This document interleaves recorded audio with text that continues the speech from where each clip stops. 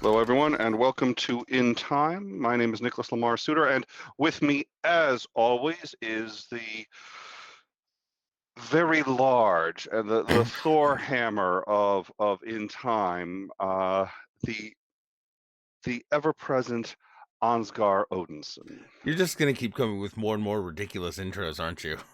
I am. That's the goal. I think what I'm gonna do is I'm gonna come up with some. I'm gonna come up with some, but it's been.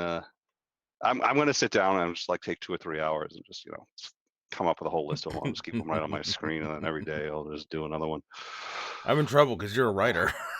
I know it's right, right. It's like, well, I say I am, but it's certainly on the fly. I haven't been able to come up with them as quickly as I'm gonna prepare. You know what? Part of preparing for this show, it's gonna be a tough part of the job, but I'm more than happy to do it. Okay. All right. So we are here today on Martin Luther King Jr. Day, which is yeah. Well, you know. It's a very important date for a great many people. And Yep. I know it's important to me. I know it's you, man. It was one of the first shows I think that you ever pitched is we got to do a Martin Luther King Jr. Day show, and you talk about him a lot.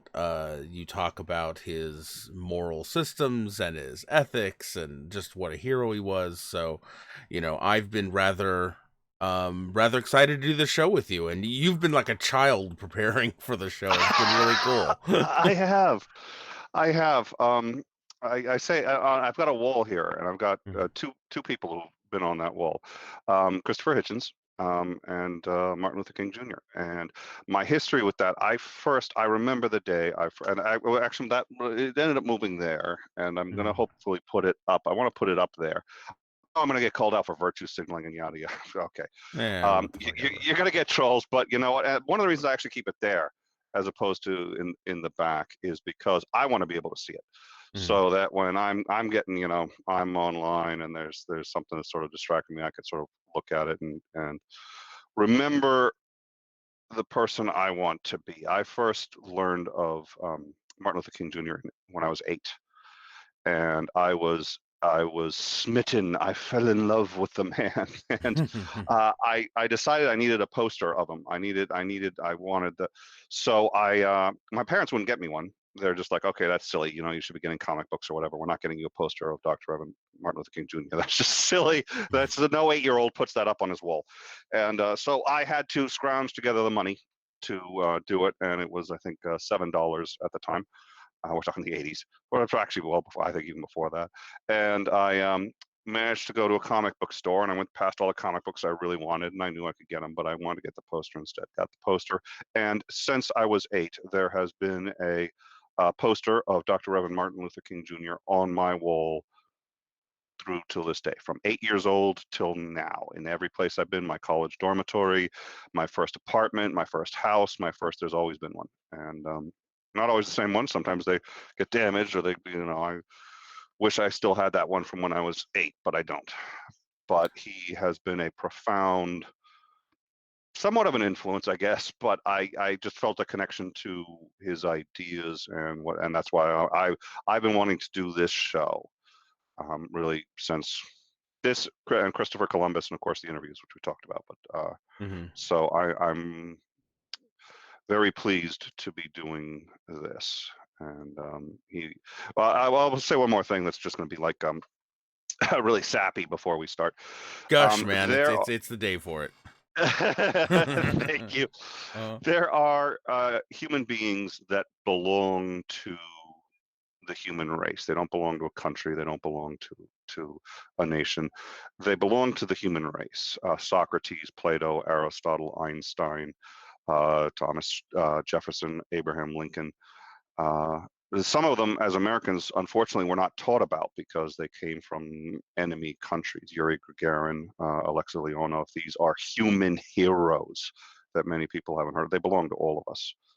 And Gandhi is another example, and the Reverend Dr. Martin Luther King Jr. And I got a lot of shit, especially in college. People sit there and say, "You're a white guy with," and I was saying, they're going, well, if you understand him, if you really understand, if you've read his works, if you understand him, it doesn't really matter. But you get virtue signaling. I don't care. So and there are people who know me, and one of the things that I've been called, and somebody called me this recently. They said, "Nick, you're unreasonably reasonable." And I am, and I get in trouble for it.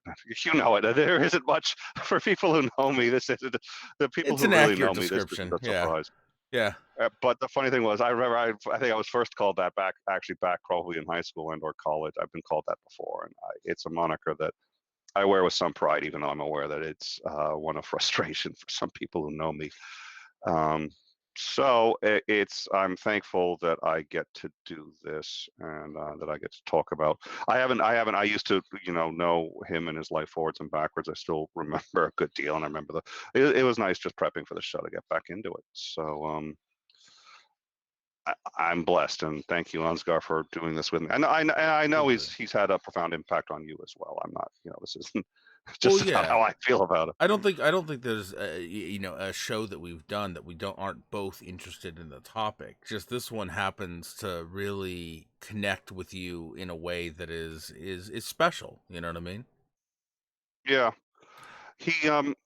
Oh yeah, please. I was gonna ask what is it about him, his story and his life, especially. I mean, it's not like you came from a huge underdog like story kind of background. So what was it about his life and his triumphs that really, grabbed you?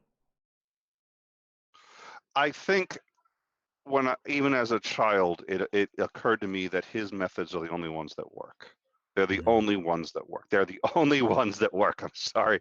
I've had this argument with a great many people. They're the only ones that work. Um, I watch anti-theists, and I have my own webpage dedicated to anti-theism, but it's a different method, and part of it is trying to offer an alternative that people can connect with. And it seems to me that if you just go around pissing all over theists and calling them terrible names, even if they start to realize that maybe you're correcting your arguments, they're not going to want to deconvert because they don't like the people there. Mhm. If you have better ideas, there is a burden with that. And the burden is you have to be a better person. It fucking sucks, but that's the way of the world. And Mhm. the better person's the one who has to try to mediate, try to moderate, try to bring people together and try to understand all sides. They are also usually the ones who get hit the most, get taken advantage of the most, and have all these, and it fucking sucks, but it's the only fucking thing that works. And that's what I saw in him, was this desire to.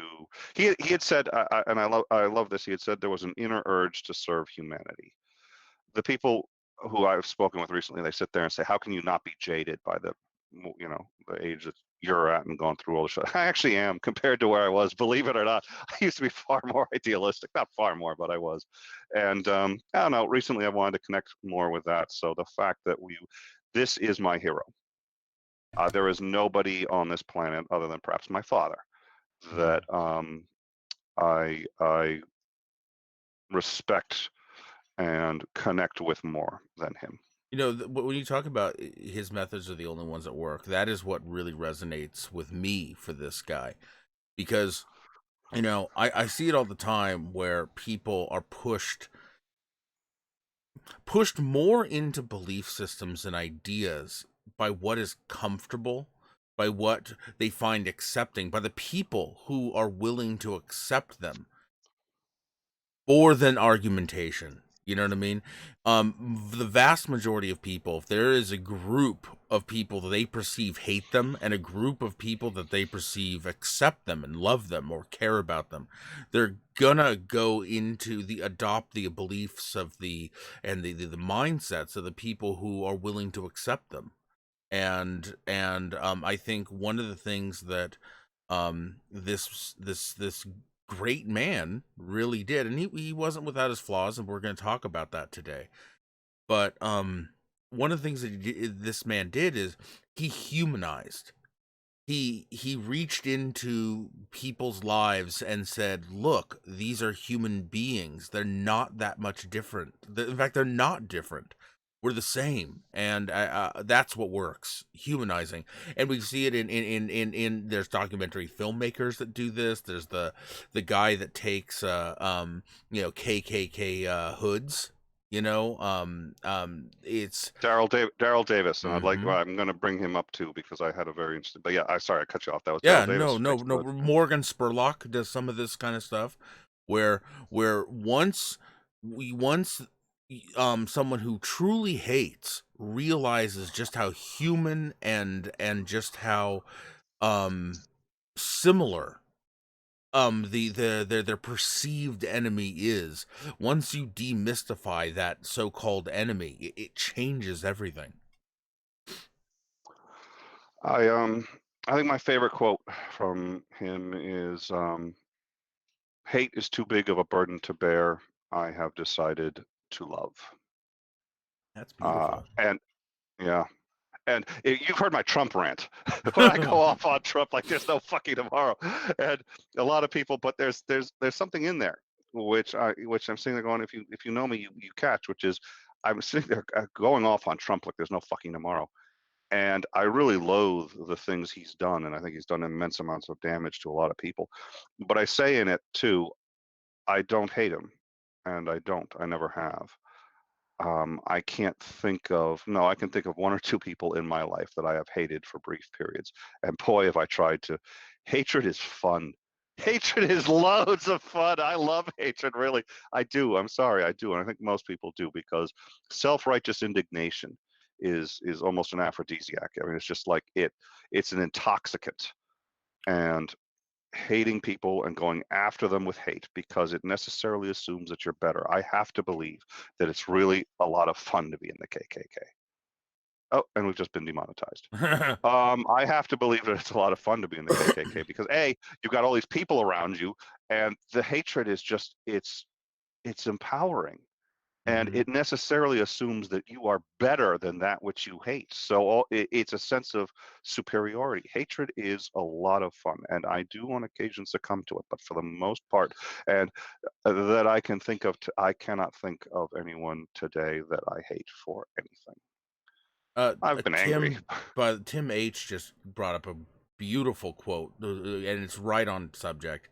Well, he says one of my favorite quotes from him is, "Darkness cannot drive out darkness; only light can do that. Hate cannot drive out hate; only love can do that." That is that what's on that picture back there? That's the quote. Amazing. That's the quote right there. Darkness cannot drive out darkness. Only light can do that. Hate cannot drive out hate. Yep, that's the quote. Yeah. And it's because it's getting harder and harder to get good posters of him. And when one gets damaged, and I got to get another one. I did want to get that, but that's the one I got. But thank you, that's a good one. So it hate is so. I like it, Oscar. I really do. I do, and because it's fun and it's empowering. Rage is empowering, but I try, as an intellectual, we come across ideas that we like, and if we like them, there's confirmation bias, and we decide we're gonna, so when I hear something that is what I want to hear, I check it twice. I check it three times, and that's true for things I enjoy, believe it or not, and that does mean that sometimes I have to deny myself, some guilty pleasures. But I sit there and I say, should I really be doing this, especially if I'm enjoying it? Why? And I hate to say it, but a lot of times it's for reasons that I shouldn't be doing it.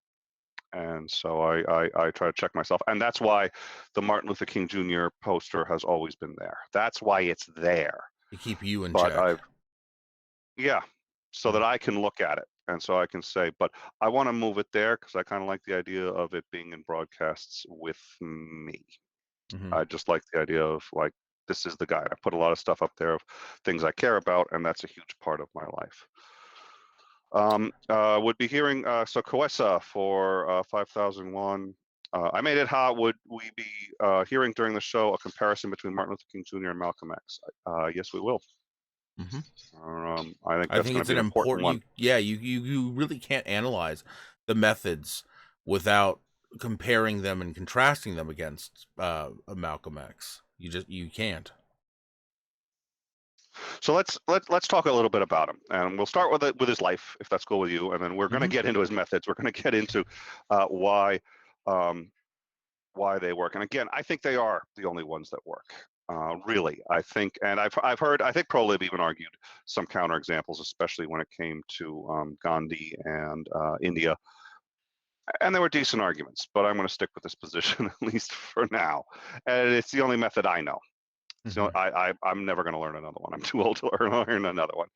But he had said when he was young, very young, actually I think about 8, but that he had an inner urge to serve humanity.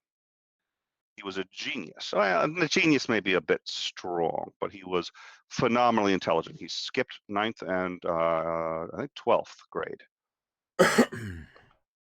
and his writing is spectacular. It's above reproach. I get jealous of it.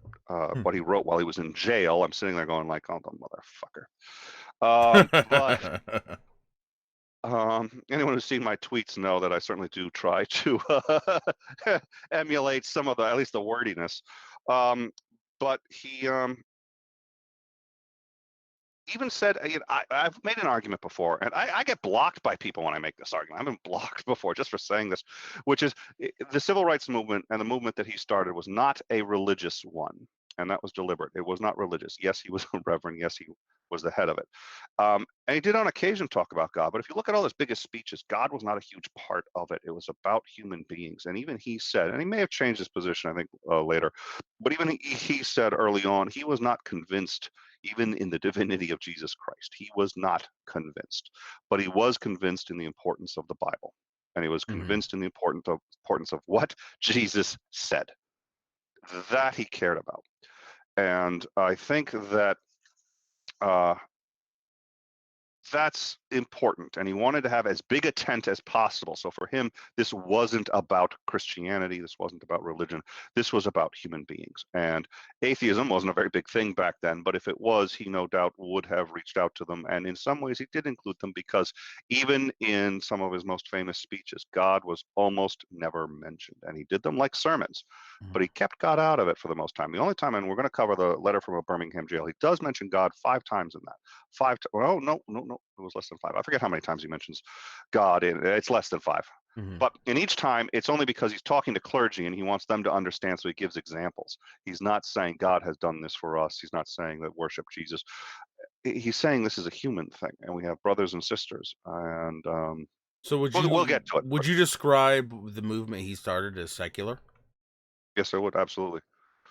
And it did have religious overtones. That's unavoidable.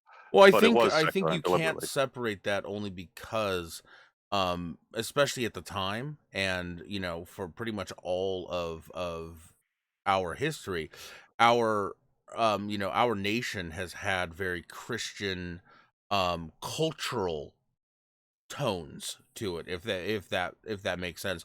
So even when we did things in spite of religion, such as freeing the slaves, which was again it was not a religious based movement, even when we did that and these were secular movements, there were always Christian overtones, because that is just how our culture is. We have Christian overtones to our culture, period, even in our secular culture.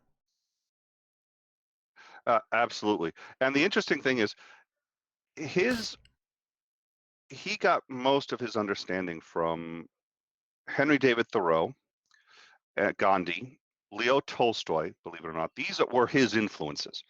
The Bible, certainly, absolutely, Jesus Christ, but also, Turn the Other Cheek was obviously very influential in him. But he learned to understand these through Tolstoy, Thoreau, Gandhi, who also, by the way, Thoreau and had if I recall, a correspondence with Tolstoy, including a letter Tolstoy had written on civil disobedience. Actually, it was called A Letter to a Hindu. Mhm. And Gandhi wanted to be a lawyer and really didn't care much about any of this. But when the caste system started to affect his ability to function as a lawyer, and he had been trained, as I recall, in the UK, certainly in the West somewhere, it wasn't, I think it was the UK.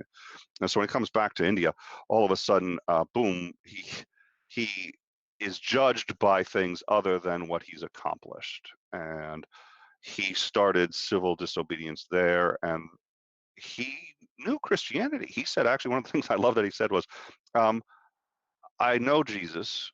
I understand your Jesus, and I love your Jesus. It's your Christians that I have a problem with. That's a great quote.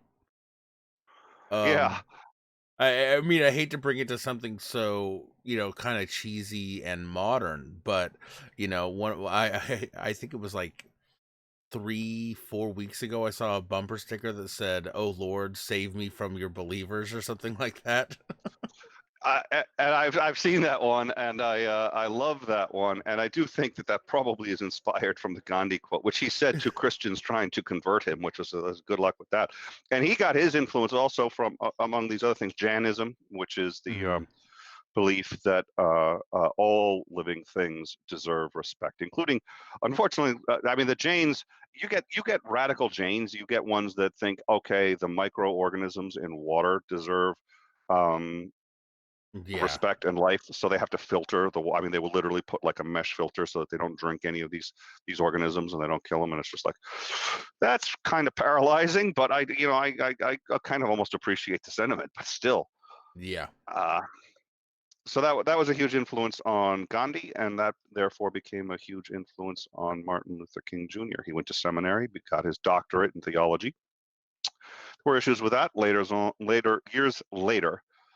There were accusations that I believe it was his thesis that he had maybe plagiarized at least pieces of it. Mhm. Um, and I think it's worth mentioning where he wasn't necessarily up to the ideals you would hope. That humanizes him, and I think that's important. I always kind of don't like talking about it nonetheless, but uh, they Are decided these not to revoke. credible accusations? I mean, I'm just curious. Well, they're credible. Um, Clearly, some pieces of his work he did not cite properly. Mm. Um, how far that goes, I think nobody resolved, but what they concluded was he had failed to properly cite references that he used.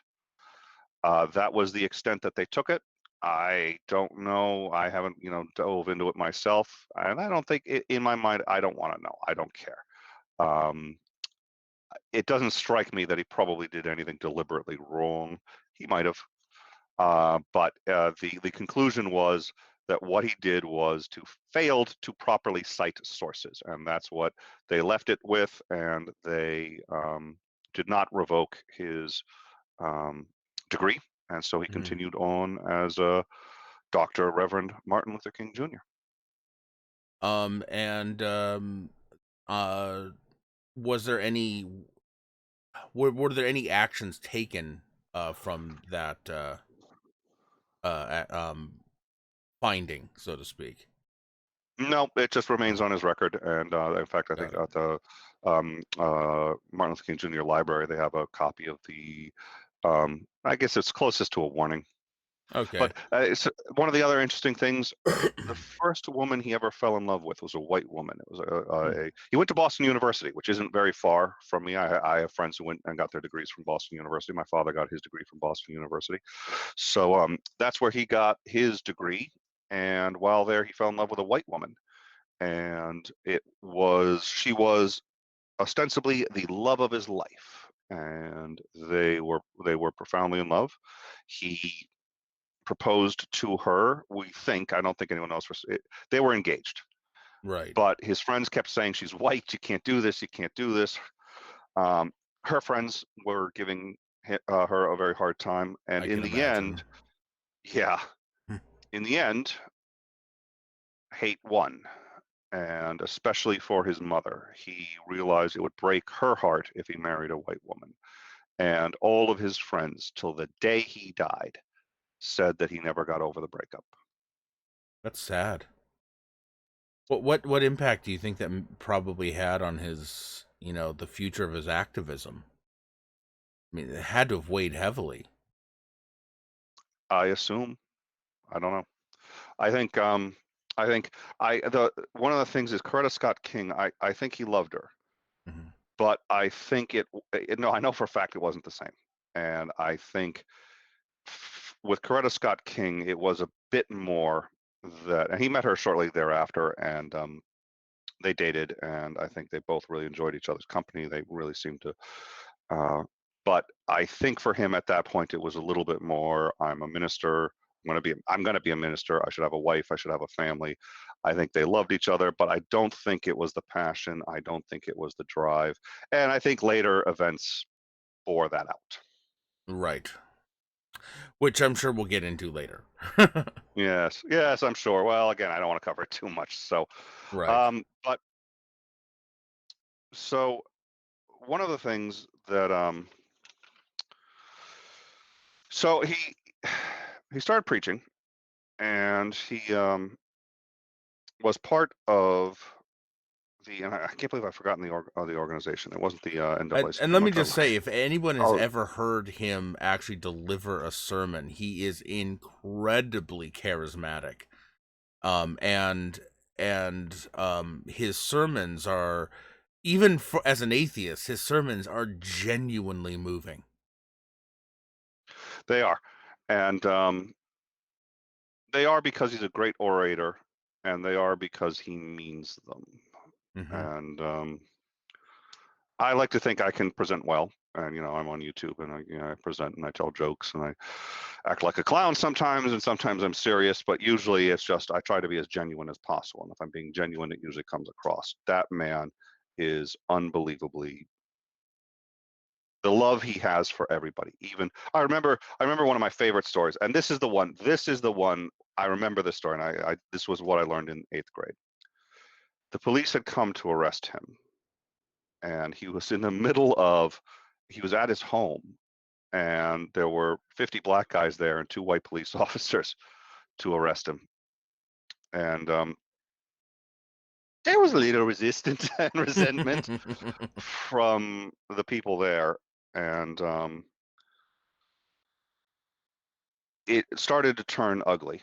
And one of the things that happened was it looked like actually those officers were going to get killed. And he stepped in and said, "No, they want to arrest me. I will go, and I will go peacefully. And nobody do anything. Do not engage. Nobody do anything." And I don't have the words. Um, it was actually quoted by the police officer who wrote it down. One of the police officers said he saved their lives, and there's no doubt Which, in his mind that he saved their lives. and that's an incredible position to be in. I can't imagine how, being the police officer, how that must weigh on you ethically. You know what I mean? Here you are. I mean, you have to do your job. I mean, they'll just send another police officer. You kind of have to do your job. But here is the very guy that you're going to arrest is saving your life. That's powerful. And I think that's why it works. Um, Not every human being. I I know this. Believe me, I know this as much as people think I don't. I do. Not every human being understands justice. Hmm. They don't, and not every human being cares. But the majority do. Maybe not most, maybe most. I don't know. They're more than 50%. The majority do. The majority of us have built into us a sense of justice and morality, and we can see when it's not happening. And we're going to talk about actually some of the scarier things that happen in the movement, maybe some questionable decisions, but ones that highlighted that. And it was the brutality that they received and endured and continued to do so that was what made the movement work. Well, and the thing is had those people, had that story gone differently, you know what I mean? Had those police officers been Yes. killed, the narrative would be completely Good different. point. It would be savage, evil, primitive black people, went wild and killed 2 white police officers. But instead, it was, here's this magnanimous, wonderful man who saved their lives. Yep. When he had really no good reason to do so. And it only moves a small number of people. But if you do that enough, if you but this is what the right thing is universally the harder thing to do. And there's actually a reason for that. If you break down the how and why, if it was the easiest thing to do, would all already be doing it, and then something else would become the right thing. That's how we move. That's how morals Right. move. Once you adopt a new norm, the right thing is always the next step harder to do. So it's always the hardest thing to do. I've seen people who say, "Well, this is the hardest thing to do, so it must be right." No, no, not all hard things are right, but the right thing is always hard. And it takes time. It's an investment, and it's not easy. And but that's what. And here was a man who exemplified it. And even had he not been assassinated, likely as not, he would have never seen the fruits of his labor, and he probably knew that. I think that's true. And think about okay. Yeah. You all right there, man? I am, but I gotta tell you, I do get emotional about, like, this, and it's funny because I haven't thought about this very seriously in a while. I've been too busy, but he is a hero. I'm not kidding when I say that. And so I'm gonna move on. I'd like to discuss this a bit more, but I want to stay composed. And yeah, yeah. I mean, to really connect with, you're right. He knew it. He did know Hmm. it, and he did it anyway. Yeah. And it's the right thing to do. Is the harder always, and it is the one that takes the most commitment and sacrifice, and it sucks, but I always knew that to the best of my ability I would want to emulate that. Not even emulate, I'm not trying to emulate him. I You had said it best. I've You've built many of his values and principles into who you are. That's what it is. He's a hero. When I look up to, I've got several heroes, and I don't try to be those heroes, but I certainly try to bring what makes them heroes into who I am as a being. Yeah, Uh, and he belongs to everybody. He does. He belongs to everybody. He exemplifies what is best in the human race. And especially recently, I've been thinking a lot about what's the worst in the human race. Um, and it's nice to reconnect with what's really the best. And the best usually is the hardest to find. And it's the hardest to remember and connect to. And that's why hatred again becomes hatred. Actually, it's cathartic and it insulates us against our own pain. Um, And actually, hatred is a natural human survival instinct. You know what I mean? Hatred forms group bonds, which is important to our early survival. Unfortunately, it also causes tremendous amount of unneeded harm. we haven't we started we actually the technology and the ability to communicate and the ability, this is like news, okay? We are constantly triggered far more than we should be. There's a number of reasons for this. Just as a species, we are like universally, Hmm. unless you're Amish, and there's a reason that the Amish, it, they have some good points. We are constantly triggered. Number of reasons. We weren't designed to be as sedentary as we are now. We weren't designed to. So we have numerous. So we've talked about this. What is normal?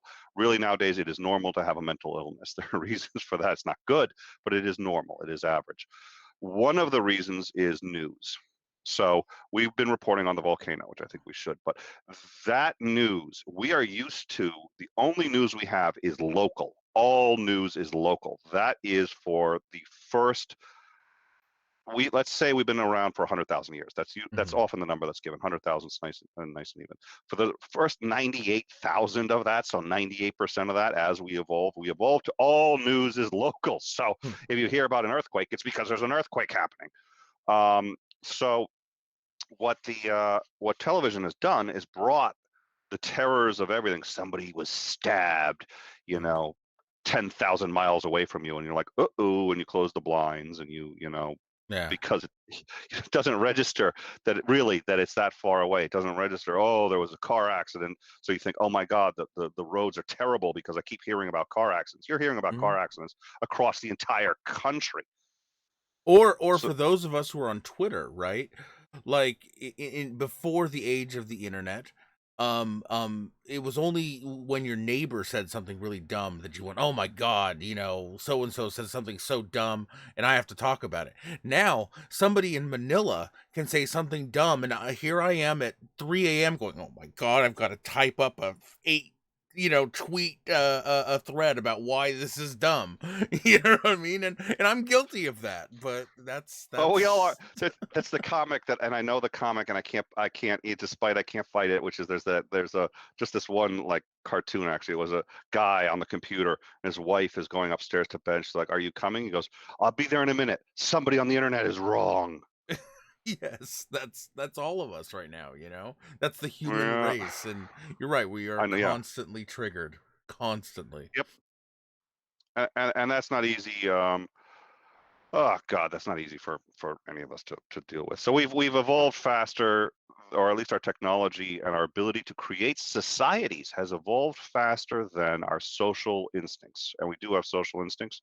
We needed them. You know, we needed a sense of justice. There are psychopaths and sociopaths who don't have it. One reason they average a higher intelligence is because that's the only way they could survive in a society that, you know, has those social instincts. They have to hide the fact that they don't have them. But nonetheless, uh, we haven't evolved to cope with how technology has brought us together.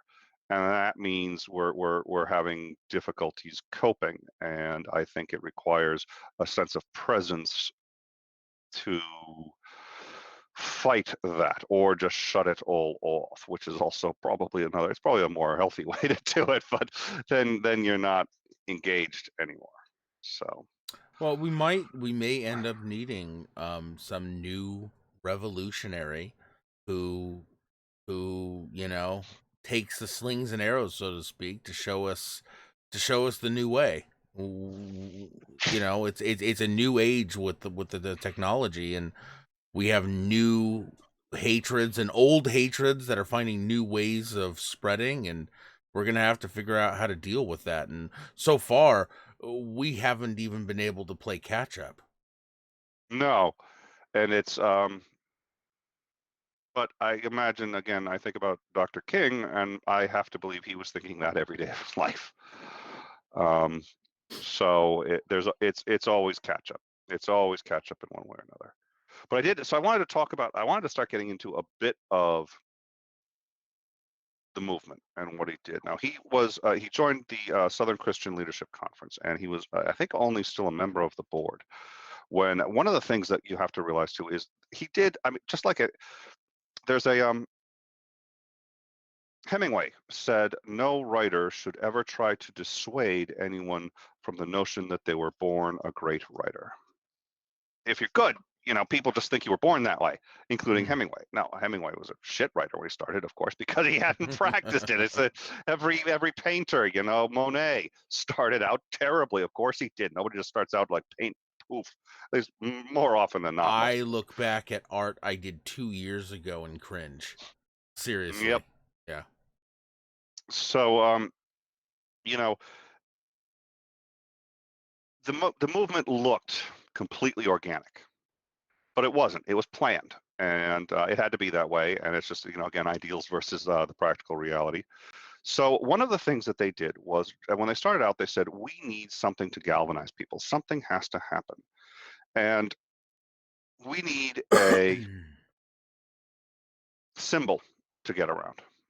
And they were waiting for that symbol, and then a young woman got onto a bus, and she sat down, and she was asked to move by a white man who, by law, could take the seat, and she decided not to go. And for this, she was arrested. Her name was Claudette Colvin, and she was 15 years old and pregnant. The Southern Christian Huge Leadership stigma at the Conference, time. Yeah. yes. Now, the Southern Christian Leadership Conference moved on this, and they said, "Oh my God, this is a huge thing. We are going to um, move on it, and we're gonna. This is it. This is the thing." And then they said, "Wait a minute. She's pregnant, and she's only 15 years old, and the message is going to get lost in the mistakes that she's made. Right. We can't do this." Now, there were 3 members of the board. 2 voted not to use her. Dr. King actually decided that, well, he wasn't sure, and he was ambivalent. And he said, well, we're right whether or not we use her. But he was aware, too, there was optics. And that's where some of these things get the optics Well, versus the reality. and let's not forget that a huge sort of a cultural idea that existed at the time, a cultural bias that existed at the time, was a narrative that this is who black people were, that they were, you know, they didn't control the desires, teen pregnancy, you know, Yep. degeneracy, and so it would have played into some really racist narratives. Yep. So they decided not to go forward. They did give her a little legal assistance, but their opinion was, we can't help you. 9 months later, Rosa Parks gets onto a bus, sits down, is asked to get up by a white man. She refuses. She is arrested, and they have found the flag, and it's Rosa Sweet little Parks. old lady can't. There's nothing to impugn there. Yep. So, and from that, the that was fundamentally the sort of the start of the civil rights movement, or well, it had been started earlier, but I guess what would be the successful part of the movement, and Dr. Reverend Martin Luther King's career, because actually um, Claudette had been, I forget what state she was in, but she was actually in a different state than Rosa Parks, and so King would not have been directly involved. Rosa Parks was in his home state, just in fact in the same city that he worked out of, giving him direct access to and making him the point person for the entire movement. If Claudette had not been pregnant or had not been the age she was, we might never have heard of Dr. King. It's Yeah, if hard it to had been like a say. pregnant 30-year-old married woman, that would have been a very different thing. Yep. And I'm seeing in the live chat that Rosa Parks was a plant. I've heard that before. I don't honestly know. I hope not, but it certainly is a possibility. And Um, either way, it even if she worked. was a plant, it doesn't really change, in my mind, the ethics of the situation, because it's not as if you go out, for instance, if you go out and you know there's an unjust law, and you go out to break that law to prove a point, that doesn't make it dishonest. You know what I mean? It just, it makes it intentional, certainly, but I don't see as that makes it dishonest. I don't think it necessarily needs to happen by accident for it to be an ethically viable form of protest. I think you're probably right, but it certainly does take out some of the magic, I suppose. And that's okay. We shouldn't delude ourselves again. We shouldn't delude ourselves about King. You know, he was a man. Hmm. Wasn't and we discussed this also with Hitler. I don't like it when people say Hitler was a monster. I really fucking wish he was. I wish he was. He wasn't. He was a human being, which means he was a brother, whether I like it or not. And it means, on some level, probably under the right circumstances, I would probably be just as capable as him of doing what he did. I really don't like that thought. I don't. But I don't think that's an escapable conclusion. Well, humans are unfortunately, for all of our great potential, we're also have the great capacity for. I'll just, I may be an atheist, but I'm gonna use the word evil. You know, No, it's a it's good word, evil. and it can exist. Yeah, it can exist. I mean, whatever you call evil, evil can exist. It doesn't have to be an external force. It can be the worst parts of us, which does move almost like an organism. When you Now, get, we're a pack. We mhm. can be a pack species, and oh my God, when we see I was thinking of this earlier. Did you see? You had to Galaxy Quest. Oh yeah, yeah. There's a scene in it where they encounter a new species, and it's a bunch of. It starts with this little injured, guy, and they're watching, and he's trying to drink water, and then all the others come out, and they think they're gonna help him, and the others just eat the injured guy. It seems horrible and terrible. There are evolutionary reasons why that kind of thing happens, and we do the same thing. Hmm. If we see weakness in some people, we take that as a sign that they should be destroyed. And you see that in social media. That's one reason also too why sometimes when people are in a bad position, they entrench instead of being honest about it. This is why forgiveness works better than hate. Because the only way to dislodge people who have entrenched, who have done so because they're aware Hmm. that we can, as a pack, gang up and attack people who have made mistakes or done stupid things or who are just bad people anyway. Yeah. They have to entrench as a defense mechanism. The only ones who have survived are the ones who have entrenched. You have to give them an out. You have to give them a reasonable way out. And he was about that. Now, he was about that not just because um, he saw that as the way to progress, but he saw that as the just thing to do. I'd like to, some people brought up some things, and I'd like to, really Yeah. quick, say one last thing about Rosa Parks. I actually hope she was a plant, and here's the reason why. If she was, that means that, this woman bravely volunteered, knowing what the repercussions would be, to go and do that simply because it was the right thing to do. She willingly sacrificed herself for a nation of people. And if that's the case, more than just she was a tired old lady, that makes her even that much more heroic. And actually, I think that's a really good point. I like that. Well, and you know what? There's something to be said for breaking our own myths. Hmm. That's why Christopher Columbus is the other one I'm looking forward to. That's a myth that must fucking be destroyed because he was a genocidal fucking maniac. But all that aside, our own myths and the myths we have about our founding fathers, the myths we have about they do phenomenal damage. The Atheist Codex or the Humanist Codex, which is the organization I run, the motto is actually from Gandhi. There is no higher God than truth. Lies usually end up destroying people in one way or another. I would love to eventually do a show, and I'm going to write this down, um, about whether or not it's better to create national myths that we aspire to, or to Mm, deconstruct our founding heroes into the people they really were. That would be an interesting discussion. that's a good show. Well, hopefully we'll. The number of shows I got to go back and like watch every previous episode and say, "Oh yeah," because we've lost so many that we're like, "This is a great idea." We don't end up writing it down. Um, so I think you're right, and actually that's changed my opinion. You're right. I think maybe it was better if she was a plant. So there you go. Learn something new every day. One of the reasons I love doing this show with you is I get to teach you Oh, thank things. you. It works. By the way, I'm wearing a different jacket. I Hmm. I didn't used to wear a jacket. I did not used to wear a jacket. And the people who sit there and say, "Oh my God, why is he being so?" I didn't used to wear a jacket. The day I started wearing a jacket. Oh yeah.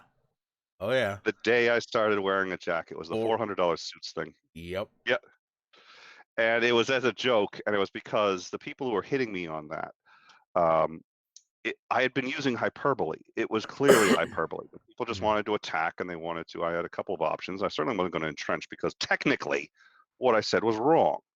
It was hyperbole, so it's okay. But I'm saying, going to fucking let it go. So I apologize for using hyperbole on a $400 suit, even though I was probably right. And the number of people looked at it and said, "Yeah, that's a $400 suit."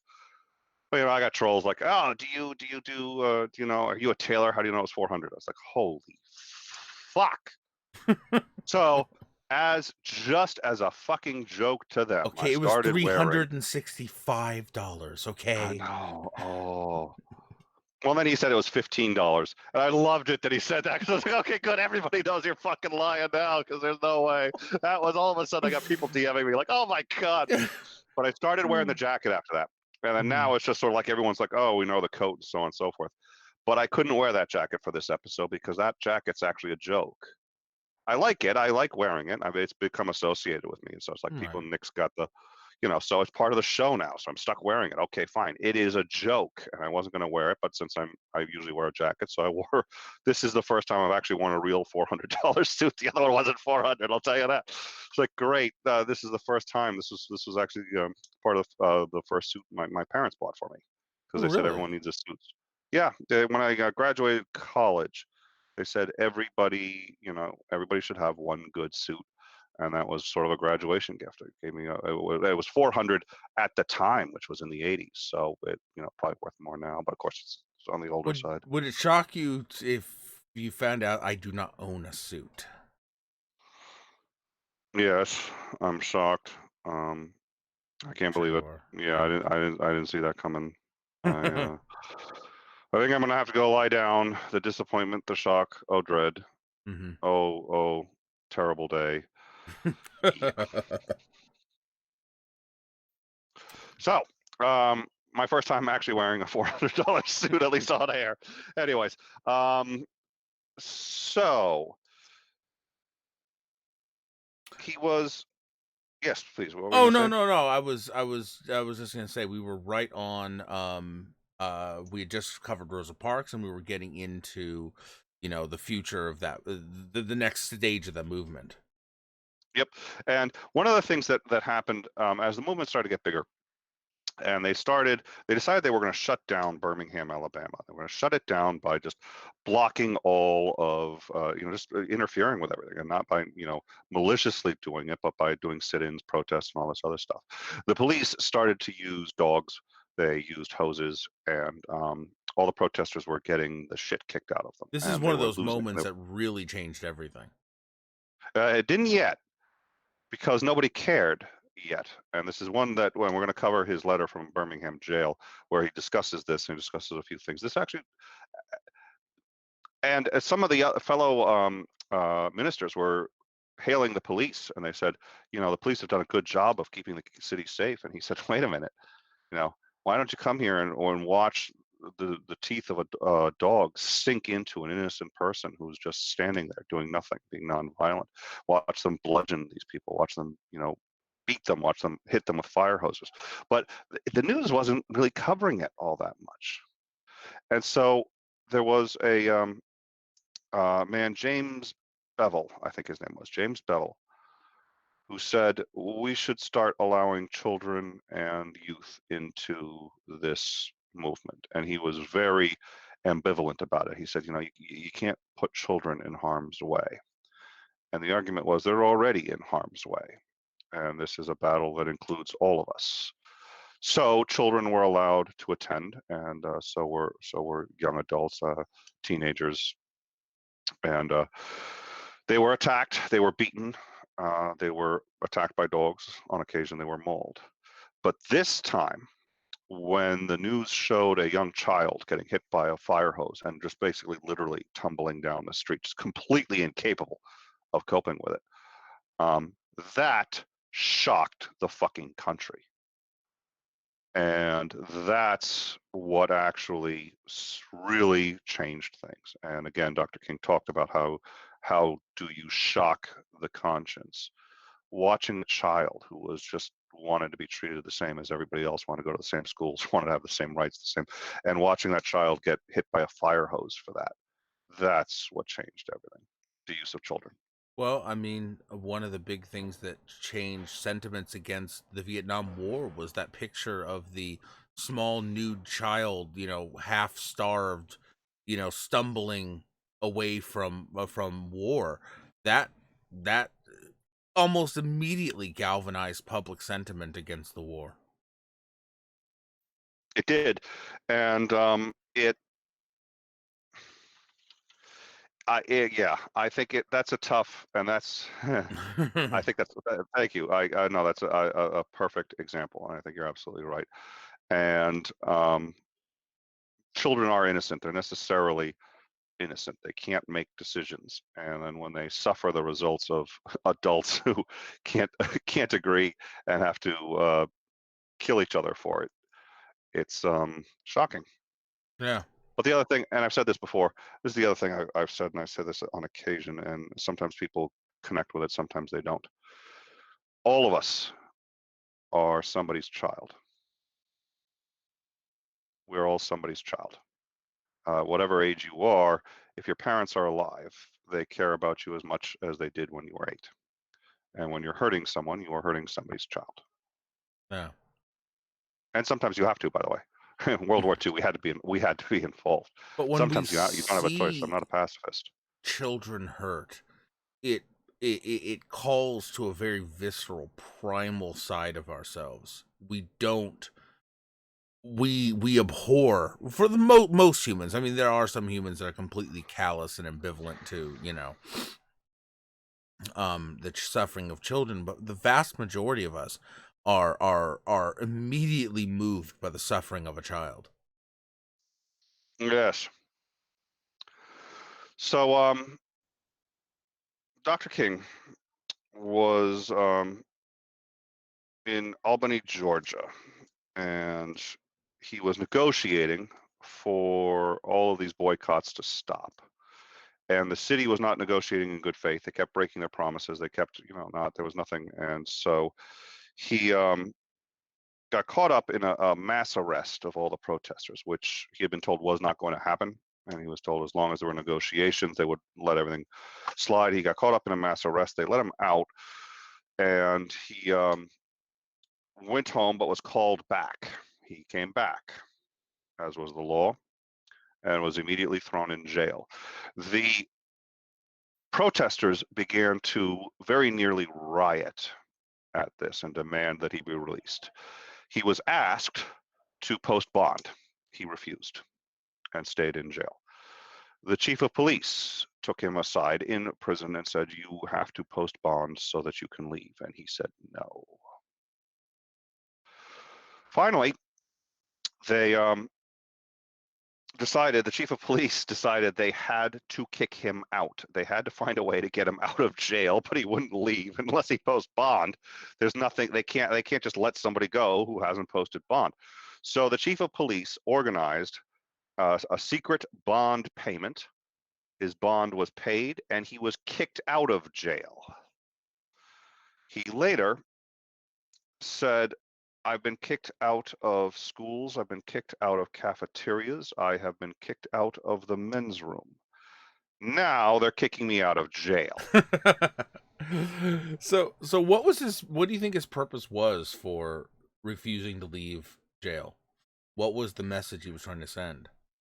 Because it was unjust that he had been sent to jail in the first place, and he wasn't going to let their consciences and the consciences of other people get off so easily.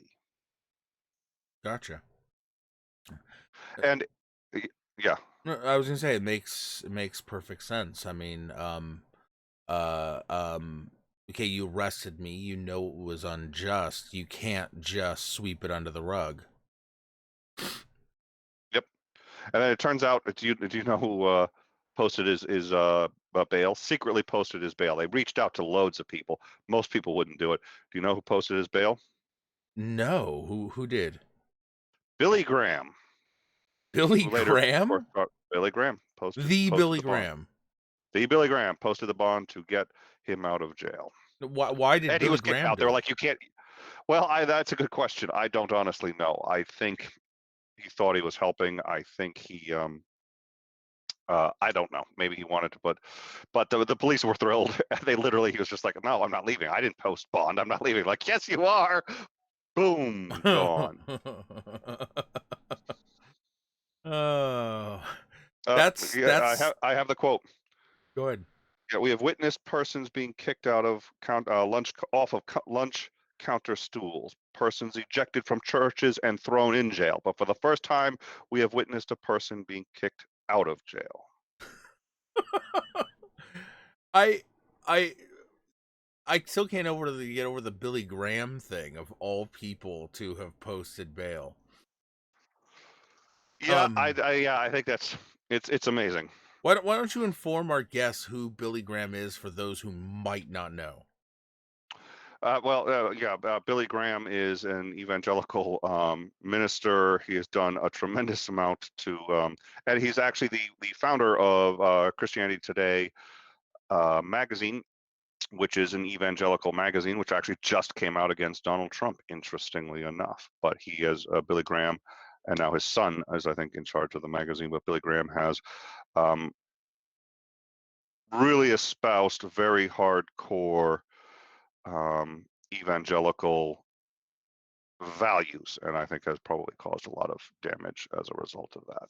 And that's let's just say he hasn't exactly been on had a lot of glowing praises about the to say about the civil rights movement at the time. No, and he's also had a few, if I recall, financial discrepancies in regards to his church and how much money it makes. Just a few, just a few. Yeah. including but not limited to a $250 bond that got paid and nobody knows where it went. Anyways, now it wasn't. I guess it was he got arrested a total of 29 times. His 13th was where he was in jail and he decided to write a letter to his clergyman, fellow clergymen. These clergymen were urging him to wait and said that this is not the time for this movement. It's not the time to be causing trouble, and that is precisely what you are doing.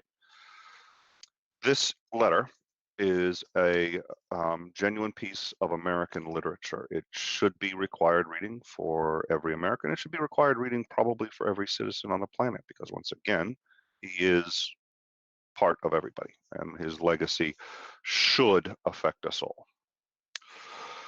The letter starts, "My dear fellow clergymen, while confined here in the Birmingham City Jail, I came across your recent statement calling my present activities unwise and untimely.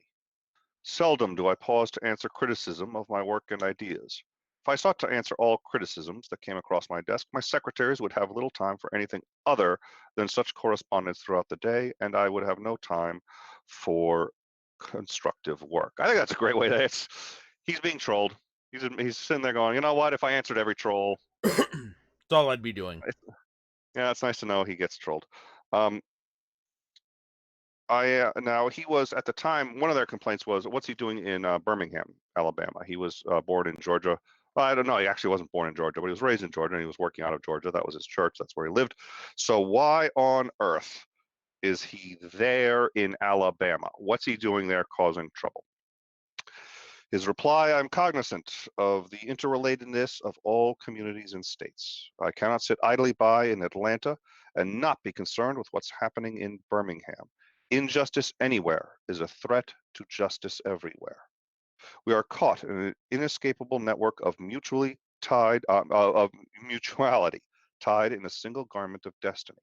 Whatever affects one directly affects all indirectly. Never again can we afford to live with the narrow provincial outside, quote, outside agitator. Anyone who lives inside the United States can never be considered an outsider anywhere within its borders." Wow. But this is where, and we've heard this was a letter he composed from prison, and he said, "Injustice anywhere is a threat to justice everywhere." One of the most powerful things he's ever said. Many of his quotes come from this letter. You may ask, why direct action? Why sit-ins, marches, and so forth? Isn't negotiation a better path? You are quite right for calling for negotiation. Indeed, this is the very purpose of direct action. Nonviolent direct action seeks to create such a crisis and foster such a tension that the community which has consistently refused to negotiate is forced to confront the issue. Just as Socrates felt it was necessary to create tension in the mind so that individuals could rise from the bondage of myths and half-truths to the unfettered realm of creative analysis and objective appraisal, so must we see the need for nonviolent gadflies to create the kind of tension in society that will help a man rise from the darkest depths of prejudice and racism to the majestic heights of understanding and brotherhood. We know through painful experience that freedom is never voluntarily given by the oppressor. For years now, we have heard the words wait. It rings in the ear of every Negro with piercing familiarity. This wait has become has almost always meant never. We must come to see with one of our distinguished jurists that justice too long delayed is justice denied. God damn, that's gorgeous. From fucking prison. Why can't I write like that? Well, some people are just uniquely gifted. He was uniquely gifted. Somehow he had the mind of an orator and the mind of a writer and an incredible charisma and gravitas, and he was socially and intellectually, he was uniquely gifted. And this actually reminds me of one other thing, because I thought, yes, he was uniquely gifted, very much like, and we we should learn about this man and you've heard me talk about this before, and we'll talk about it again. It's going to come up on In Time. Um, Winston Churchill, who Hmm. was another gift of I mean, I think he saved the human race probably, but Winston Churchill was a human being for aside from leading the UK through World War II. And by the way, he instigated the fight with Hitler. At the time, Winston Churchill was very much aware that Hitler was arming, and he was told repeatedly um, that the U.S. should wait until they armed, not the U.S. Sorry, the UK should wait until they were ready before engaging. The problem was he did the math and he said they'll be ready before we are. The more time we wait, yes, we're getting ready, but they're getting ready faster. So he just pistoled over Hitler's shoes, started a fight with Hitler, and poof, World War II. Yeah. But by He also instigated in a lot of ways the U.S. getting involved. I mean, officially we were involved after Pearl Harbor, but we had been involved for a while, and one of the reasons was he was disguising warships as aid ships.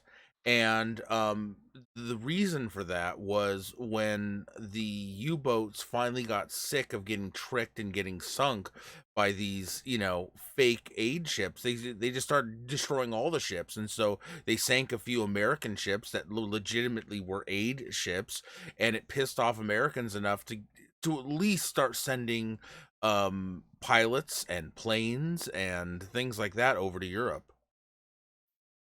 and it was a strategy that did cost innocent lives, Mm-hmm. but probably saved more in the end. He also revamped their economy. He did a tremendous amount. But this is the other thing most people don't know. He actually had a Nobel Prize for literature. And was a spectacular writer, great orator as well. Did a tremendous number of things. But here was one of the other interesting things. He suffered from profound debilitating depression. And it's interesting to see his writings on it. He called depression the black dog, a beast that was always kind of hunting him and hounding him, and he was trying to keep it at bay, but he could never get rid of it.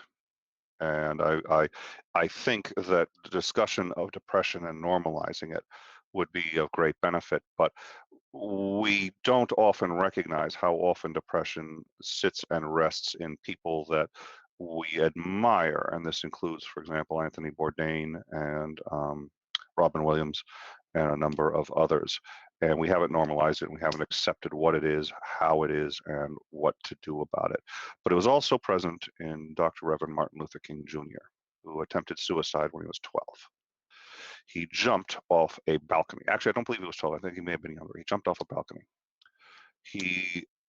His grandmother had died, his maternal grandmother had died, and he blamed himself for her death. Jumped off a balcony. It was a second-story balcony, and he wasn't aware that he would survive the fall.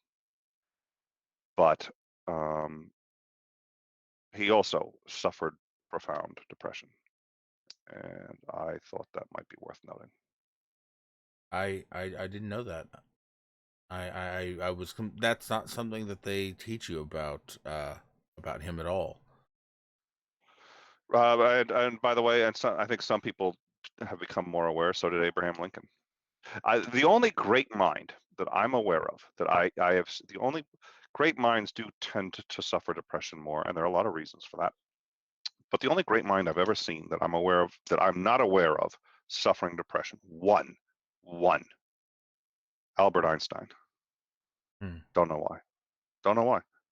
Newton did. Everybody. I mean, we don't know for a fact they did. There was no medical doctors there to diagnose it. But you look back and you sit there and you say, you know what? I think there may have been. The only one that just there's no evidence for is, and I've never seen any evidence of it. And I've gone through, I've never seen any evidence of depression in Einstein. No idea why. Everybody else, for the most part, and especially oftentimes the more charismatic, the more intelligent, the more engaged. Just there's a whole bunch of reasons. We'll move on from it, but it's a shame that they hide that from him because it doesn't detract from his legacy, and it makes him more accessible to everybody and helps everybody who suffers from depression realize that they can still be anything they want to be. Yeah, I had certainly never heard of the suicide attempt, and that's that's new for me. Now I've learned something. Now you get to teach me something. Look at that. Well, like I said, he's been a profound influence on my life. And like I said too, the other thing is it's been a while since I've really thought about him. And I think it was just shocking. I've had that poster up. It's never come down, but it just became so ubiquitous. I was like, and I still have many of those same values, but I haven't been.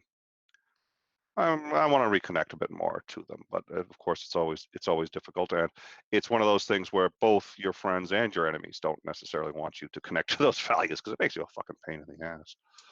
Um, as many people in the live chat can attest to. Um, Well, the thing is with those sorts of values is they aren't easy to live up to. You will fail. And if those really genuinely are your values and it's not just something that you are going through the motions, you're just going to feel horrible about it. I First book I ever wrote was science fiction, but there was something I noticed. There's always in the science fiction ones. Somebody wants to be the captain, and like, can you order a man to die? That's the toughest thing to do. You know what I mean? That's the meme. That's the trope. That's in all the science fiction stuff. It's like someone wants to be captain, the other captain's like, can you possibly? It's also in a lot of military novels and stuff like that. Yeah. That's not the hardest part of leadership, in my view. The hardest part in leadership is ordering a man to die. He dies, and then you realize there was another way, and you didn't have to do it. I would That's argue the hardest part. too that if you order when the numbers are faceless, especially when the numbers are faceless, you just order 100 people off that you've never heard of, you don't know who they are, and 50 of them die. That's really not all that hard for the human psyche. You know what I mean? In fact, there's a reason things like drones and stuff like that make it so much easier morally to wage That's a good point. war because we don't see the face. I would argue that the what's far more difficult is like kind of what you're talking about is dealing with the repercussions afterwards. When those 50 faces now are being placed on caskets, pictures and their families are showing up and you know what I mean, and letters are being delivered, and you have to see the human cost of your decisions after. I don't think in the moment it's hard at all. I think afterwards it is. I think that's a great point. I'd like to springboard off that too, Mhm. just in one other respect. Um, it's very hard to kill um, a Vietnamese person. It's really hard. It's really hard. It's very easy to kill a gook. Right. It is. That's why ethnic and racial slurs exist. That's why words like the N word exist. That's why, you know, it's hard to treat somebody who's Chinese with if they're a human being. You see the humanity first. That they're Chinese doesn't matter, but the second they become a chink, Hmm. then it's a lot easier. Isn't necessarily easy to kill a German, even if they're trying to kill you, but killing a Kraut is a lot easier because they're not human anymore. And there's a reason that these kinds of slurs are often born in war. Is because to be able to do what you have to do as a soldier, you have to dehumanize them. Yep. And if you don't, they'll kill you first. So I don't think this is necessarily a moral judgment on it, but just a sort of an understanding of and No. an understanding of why I don't. Well, my wife, her grandfather, he fought in the Pacific, and when he came home, one of his best friends that he made after the war was Japanese, and had fought on the other side, and Yep. in that moment, I can understand why you need that racism to do what you're going to do. But how you respond, and I think that's a beautiful story, how you respond when you come home, when it's time for peace, that's what's important. And that's probably the hardest thing to do. Yeah. So we mustn't forget. Yeah, we do need to make sure we don't forget Malcolm X. I think I want to do at least one more thing here, two more things from while he was in jail in Birmingham. Something else he had said, and I think this is where this fits in pretty nicely with what we're talking about. We should never forget that everything Adolf Hitler did in Germany was legal, and everything that the Hungarian freedom fighters did in Hungary was illegal. It was illegal to aid and comfort the Jews in Hitler's Germany. Even so, I'm sure that had I lived in Germany at the time, I would have aided and comforted my Jewish brothers. I must confess that over the past few years, I have been gravely disappointed with the white moderate. I have almost reached the regrettable conclusion that the Negro's greatest stumbling block in his stride towards freedom is not the white citizens' counselor or the Ku Klux Klanner, but the white moderate. The white moderate who is more devoted to, quote, order than to justice, who prefers a negative peace, which is the absence of tension, to a positive peace, which is the presence of justice, who consistently says, quote, I agree with the goal you seek, but I cannot agree with your methods of direct action, who paternalistically believes he can set a timetable for another man's freedom, who lives by a mythical concept of time, and who consistently advises the Negro to wait for a more convenient season. Shallow understanding from people of goodwill is more frustrating than absolute misunderstanding of people from ill will. Lukewarm acceptance is much more bewildering than outright rejection. Wow. Um, that has a lot of implications on not just then but now in a big way. Yeah, and it's And there is a time where you can say I agree with your message but not your methods. It does have to be a line somewhere. But he, I think, is accurately drawing the line at, it's not like we're being violent here. We're disrupting people's lives, but that needs to happen. You have to disrupt, you know? You absolutely have to. well, yeah, well, and that's what he said earlier too. It's not until there's the absolute disruption and it forces people to negotiate. That's the point. Nobody's trying to. They're not actually trying to change things at the end of the sword. They're trying to negotiate at the end of a sit-in. Yeah. Um, yeah, it's the white moderate thing also strikes me as powerful because I've been that too many times, and we all have to be to some extent. We can't be champions of everybody's cause. You No. can't. You have to pick and choose. And there are a lot of good causes. I will tell you something I do, and I don't do this anymore, but I used to do this. This is actually profoundly stupid. I thought it was intelligent at the time. It was actually profoundly stupid, which is I would if I bumped into a Girl Scout or if I bumped into somebody, one of the ones, in my town, there are a lot of, the high school will do it, kind of a charity or um, they'll say, hey, will you help the soccer team? Will you help this or that? I'm actually rather stingy with all of those. I pick my charities very carefully. I don't care, like United Christian Children's Fund, which has actually changed its name, but that's one of the best organizations. I don't care that they're Christian. They save children's lives, so they have. I've donated to them for a very long time, but I'm stingy with I can't donate to everyone, so I pick the best I can, give as much as I can, and that's it. But if I find somebody who actually convinces me that I should give $20 to a local charity, I actually say, nope, I'm not going to do it. I was like, wow, that was really convincing. And you convinced me. You're right. I should be giving you $20. I don't do it. And I go home and I find a charity that of people who are starving to death and I give them the $20. That's really stupid. But that's what I've done for a very long time. Uh, If you mm, convince me that I can part with that 20, and I think that's the real way to look at it. If you convince me that that 20 belongs better in somebody else's hands than mine, okay, but I'm still probably not going to give it to you. I'll find somebody who needs it more. Um, oh, that's amazing. I kind of like it. I don't think it's that dumb. I think it's actually a I don't know. pretty good way to go about it. When we give to charity, we usually give to specific people, or we give to Children's Hospital because they saved my Mhm. kid's life. So can't argue with that.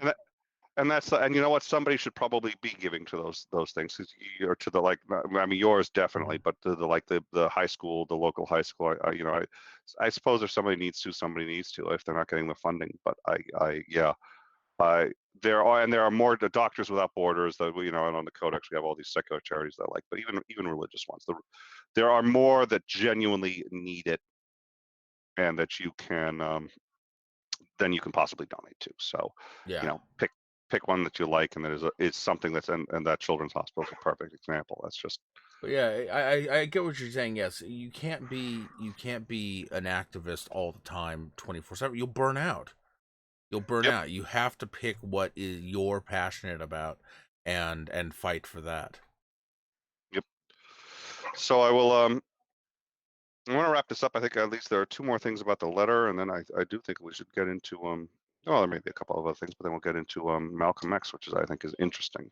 Hmm. But so the letter continues to read, because he's being called an extremist, which he was. Martin Luther King Jr. was absolutely an extremist, but his response to that was not Martin Luther an extremist? Quote, "Here I stand. I cannot do otherwise, so help me God."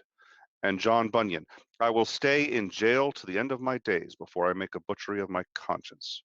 And Abraham Lincoln, "This nation cannot survive half slave and half free." And Thomas Jefferson, "We hold these truths to be self-evident, that all men are created equal." So the question is not whether we will be extremists, but what kind of extremists will we be? Will we be extremists for hate, or will we be extremists for love? Well, I mean, the extremes of extremism in and of itself is not a bad thing necessarily. Sometimes extremism is required. Extremism can be a very bad thing. Yes. But yeah, I think he really hits on something interesting. We recoil from the word extremist or extremism, because I think we like the idea of safety and order, which he hit on earlier in the letter. Yeah, I think so,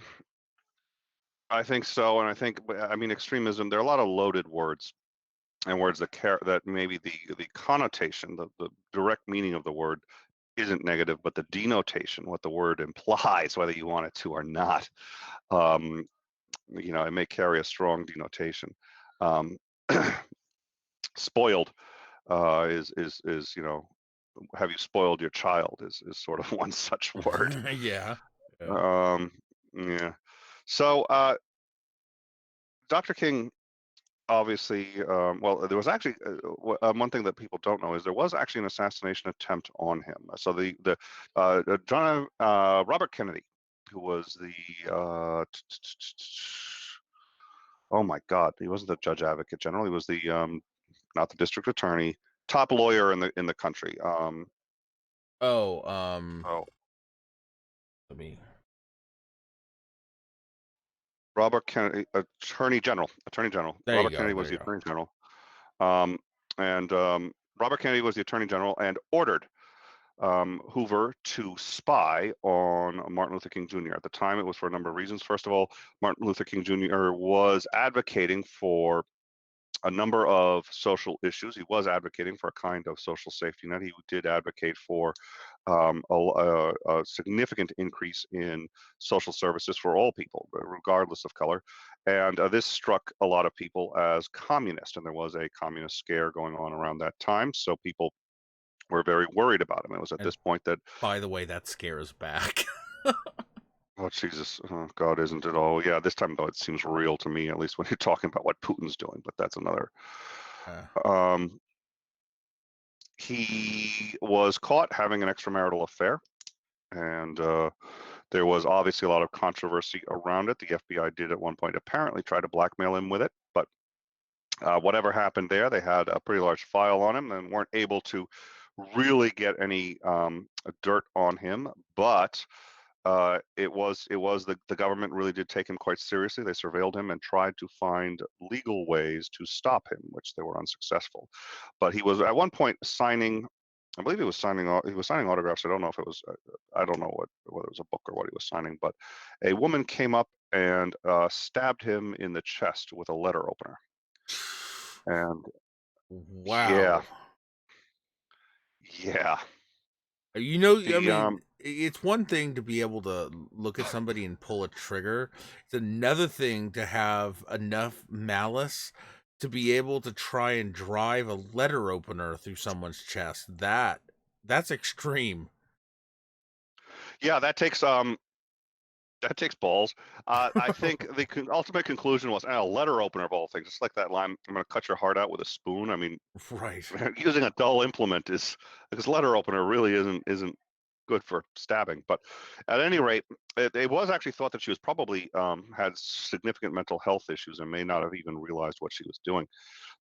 But the it actually touched his heart. The tip of it touched his heart, and it was very difficult to remove, but it was removed.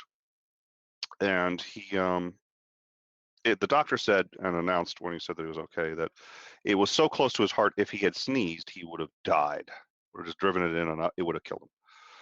So during one of his first recovery speech, he received a letter. The letter was from a ninth grade student at White Plains High School. The letter said, quote, "While it should not matter, I would like to mention that I'm a white girl.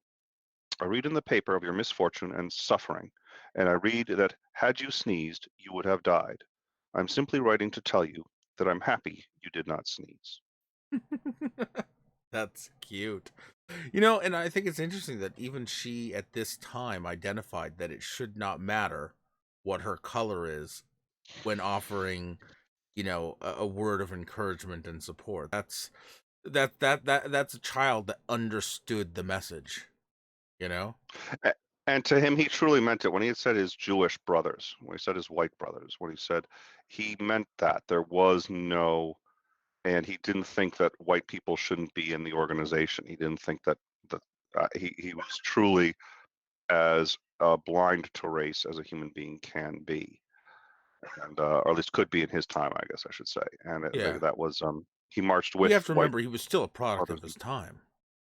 Yep, and he had again, the woman he had wanted to marry was white, and he didn't marry her. Again, it was his mother, but he was a product of his time. I think you're right, and his environment. Quessa gave us another super chat for 2001, or according to Quessa, those are Wakanda dollars, and Uh, says, "Make extremist love kinky."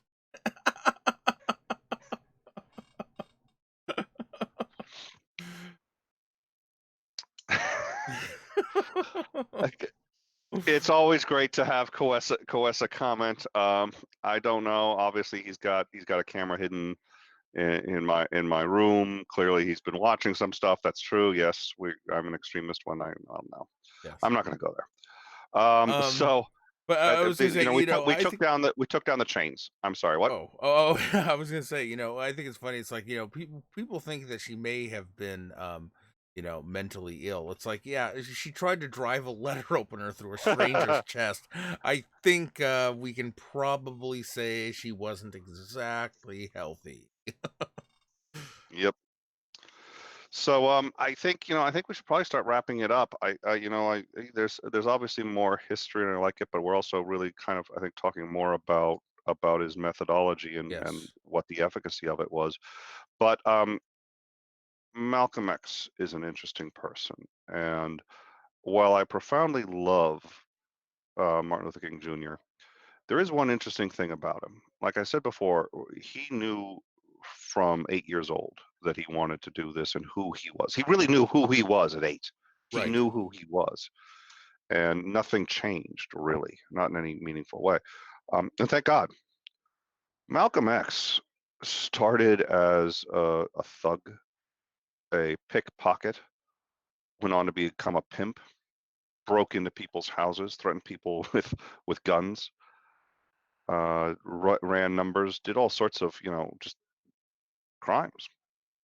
From that, he became religious, became a Muslim. Oh God, what was the organization?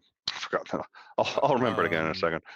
It was Elijah Muhammad's I want to say Wasn't Brotherhood. he? Was it Wasn't the? he a Black Israelite?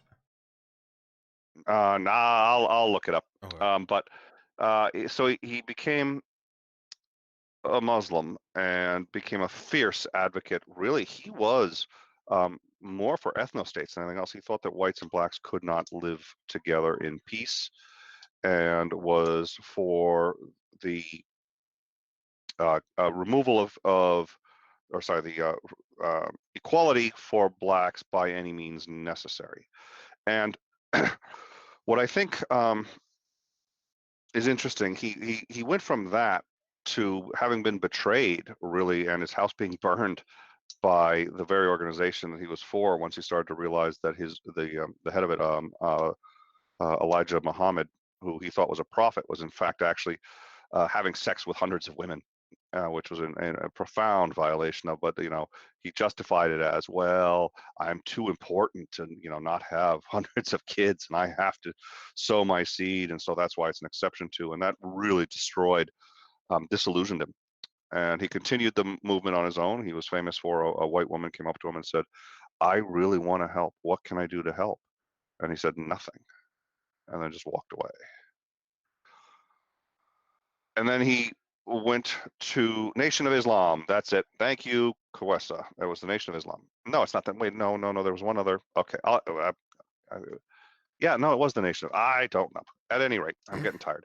Um, it's Are been a you long sure day. that you're not sure? I am entirely sure that I'm not sure. Okay. Maybe. So he, Kawesa put it. It's got to be right, because he always does right by us. So thank you, Kawesa. So the then he went on, and he really didn't like. He was cordial to Martin Luther King Jr. because he recognized that they had the same goals, roughly. Although Martin Luther King Jr. wanted to live in the same country. Yeah, he was just like, no, no, no. And the whites were all devils. Whites were incapable of acting morally, in his mind. It was just a genetic. So he was profoundly different in most regards, obviously. Yeah. And then he went to Mecca, which is required. It's one of the 7 pillars of Islam. There's 7 things that all Muslims must do. One of them is a pilgrimage to Mecca. And on that, so I guess it was the Nation of Islam. Okay. On that pilgrimage to Mecca, he found a large number of white people with him. And he found that they were Muslim and that they shared the same religion that he did. And they were kind, caring, generous, adhered to all of the tenets better than Elijah Muhammad had. And but they were genuinely his brothers. And he realized it had nothing to do with white or black, nothing to do. And this was a profound realization. And he had written back home. And this letter is important because it's about all we have that really demonstrates that this happened. He wrote back home and said, I'm going to work now with the peaceful protesters and the peaceful organizations who have been trying to get progress without violence, who have been trying to get progress by civil disobedience. I am now ready to work with them, and I'm ready to become a part of that. And I recognize that that's the way forward, and we are, in fact, all brothers. He came back, and 2 months later, at really his first public appearance, where he was going to, where he had already started to, and he was telling people, I'm going to change. I'm going to do something different. He was assassinated. Now, this is a man who started out as, let's say it, a reasonably despicable human being, and changed. Not many people change. Not many people fundamentally change. And Martin Luther King Jr. did not do that. He was who he was the whole time. Malcolm X did something most people have never done and cannot do.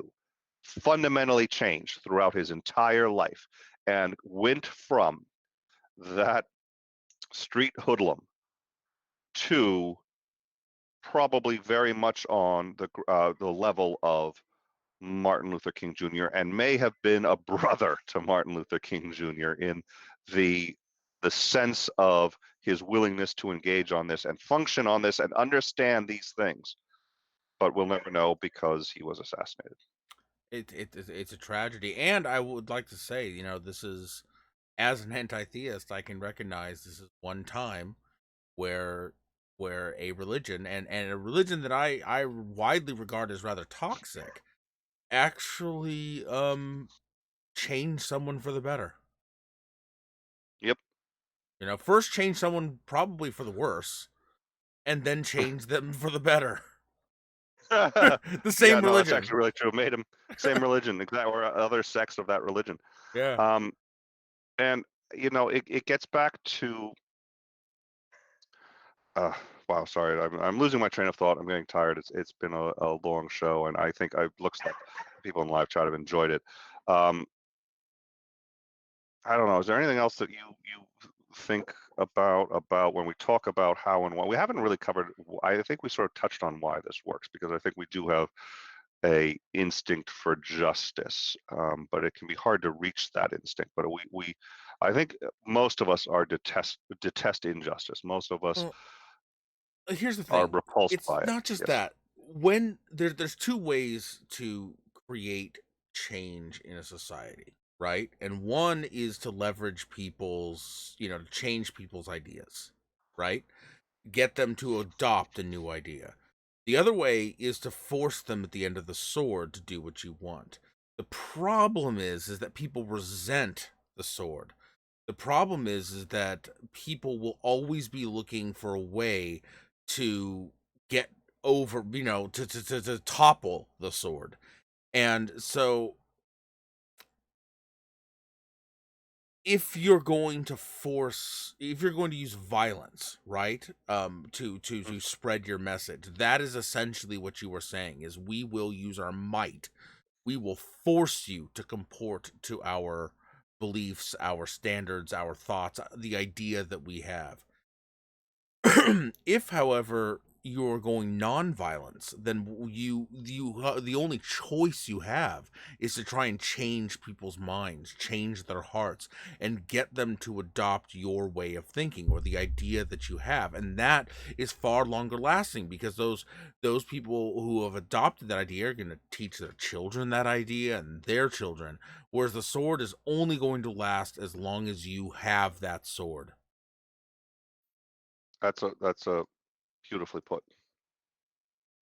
Well, I think that just about covers everything. We had to think about the CIA and some of the other, there was a lot of political stuff. Also, Vietnam. He had a correspondence actually with a monk. I'm sorry, that was Gandhi. Well, I don't remember. Like I said, I'm a little tired. Um, uh, but That's okay. Today he was more actually about the methods, anyways. it was so, and he had obviously strong opinions about Vietnam, and I think it's all worth considering. Like I said, I think the people who know me, even if I didn't, talk about him, and even if they didn't know that I think most people sit there and say, oh yeah, it does make sense that you're, because that sort of is at least what I try to be and try to do, and why I'm usually called unreasonably reasonable, even before people understand that this is, and I fail at those values a lot, and I get used a lot by people who know that I have that, and I continue to try anyway. Again, oftentimes most of my friends, you you included, although I don't think you've ever banged your head against it because I think I can't stop, and I think you like it. But a lot of my friends, in particular, even good friends, are just like, oh God, Nick, why? And now Yeah, and I've it's not never gonna. said why. I've said more that I would rather try and take out the obstacles in your way of being who you are. You know what I mean? Which reminds me, one of the first times, and yeah, we'll get to the super chat in a second. I think that's a good Hmm. question, but I do want to quickly, before we do that, um, you and I had just met, and we were starting to become pretty decent friends. And I'd like to get back to debates. I used to do debates. I really enjoyed them. I did them when I was young. Part of me doesn't want to get back into debates because I'm realizing right now I just don't have the skills I used to, and I'm like, I don't want to get in there and get wiped out by someone. But I did um, agree to a debate on red pill religion, and that is a really a pretty it's a difficult group. Um, They've said some and really horrible things, hateful, terrible things. I remember they did that um, poll: should atheists be allowed to reproduce? Their leader has said just terrible things about women, terrible things about it. It's a terrible group. and I had agreed to debate them on religion. Not on, sorry. I think the topic, if I remember correctly, was can you be moral without God? And it was Andrew Strelitzes, who was a gentleman. It was I think a very good debate. It ended up being a bit more of a discussion. Our moderator didn't show up, and that was difficult too. The moderator didn't show up, and he said, "Do you want to continue or not?" He's like, "If we continue, I'm going to be the moderator." I was like, "Okay, this is on their channel, their moderator." Um, there, and it was terrifying. And I got a lot of flack from a tremendous number of people who said, "You're just doing this for the views," or "Why are you platforming them, and why are you doing?"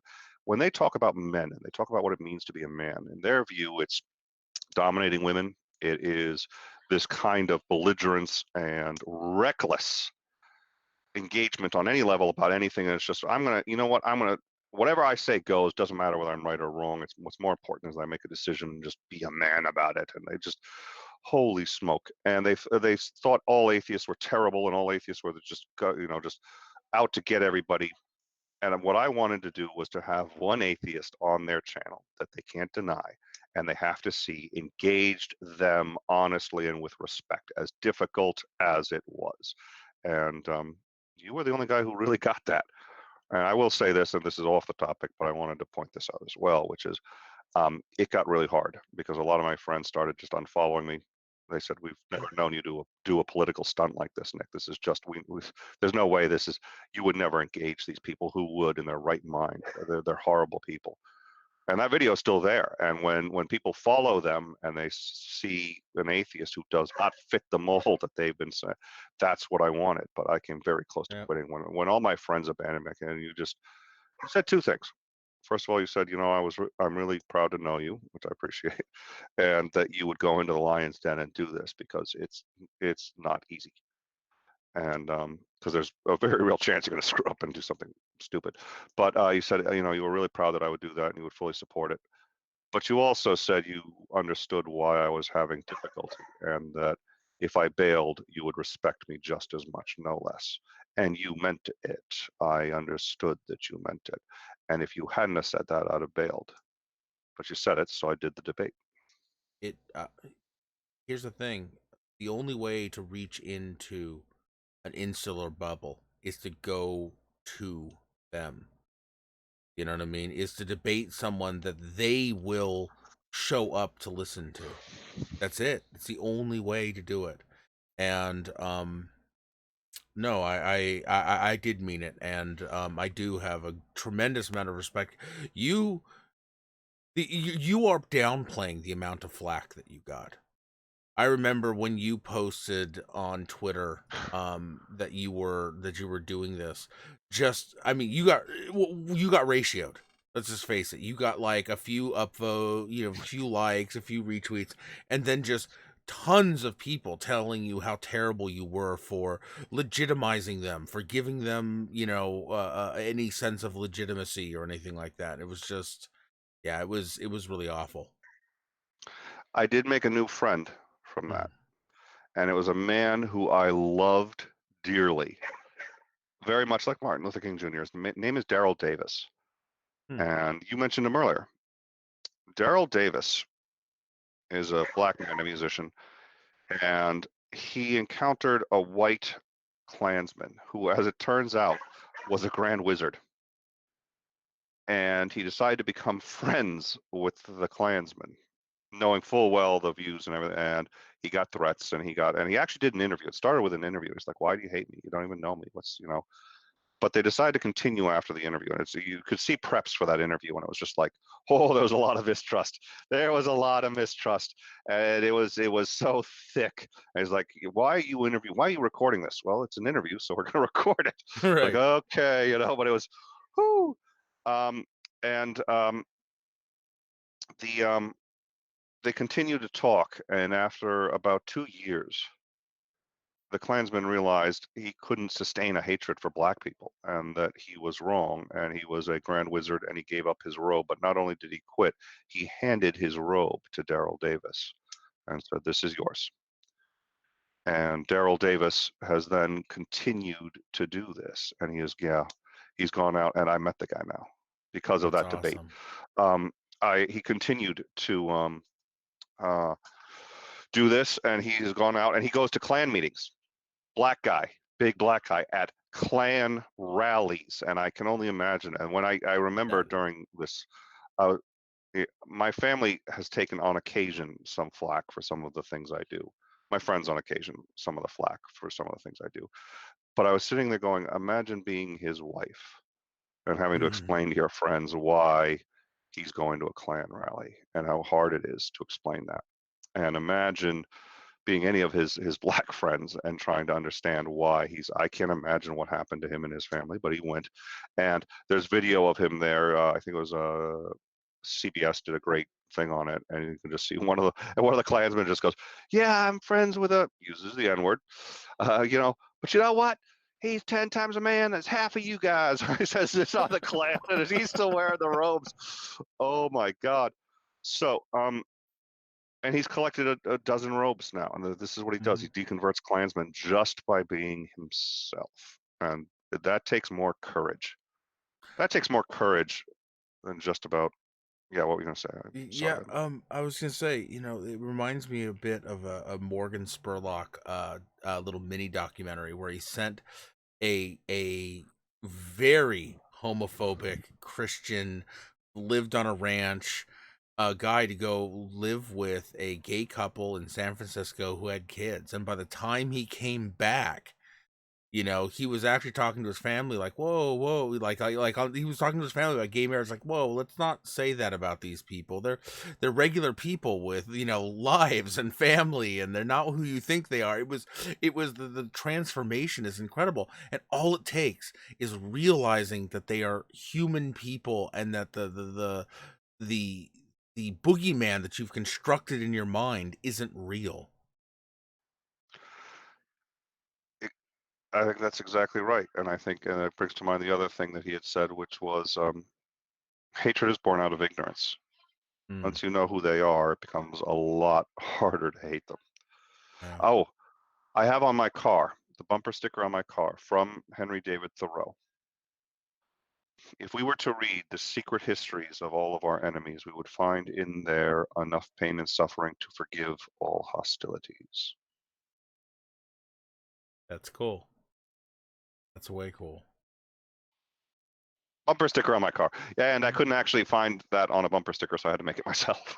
Oh, It's there you just go. go to Teespring or one of them, and I just made it. But um, anyways, I think we had one more question, and we can end there. But Daryl Davis got tagged in on this discussion, and he reached out to me and wanted to know what was going on. And I said, I'm doing a debate with some rather difficult people.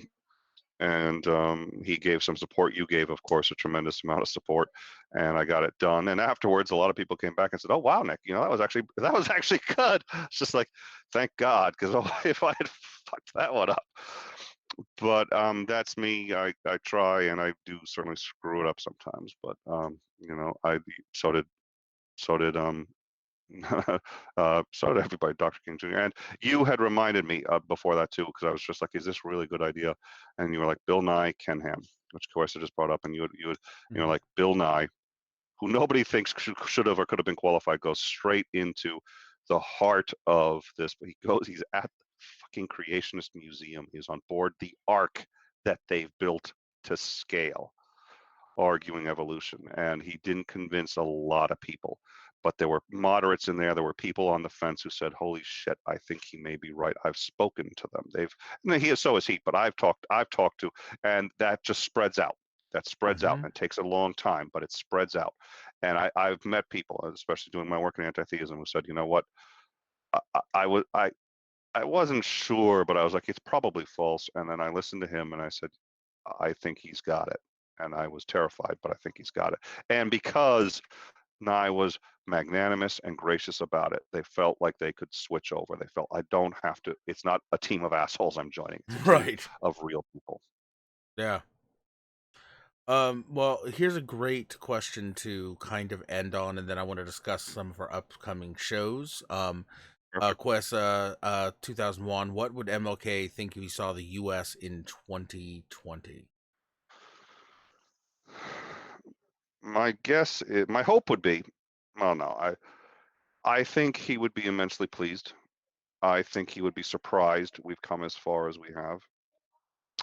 I think he would go right back to doing what he was doing, but I don't think it would actually be for blacks. I think he would admit that there's still a problem. I think he'd admit it's still a big problem. I think he'd be working on behalf of immigrants.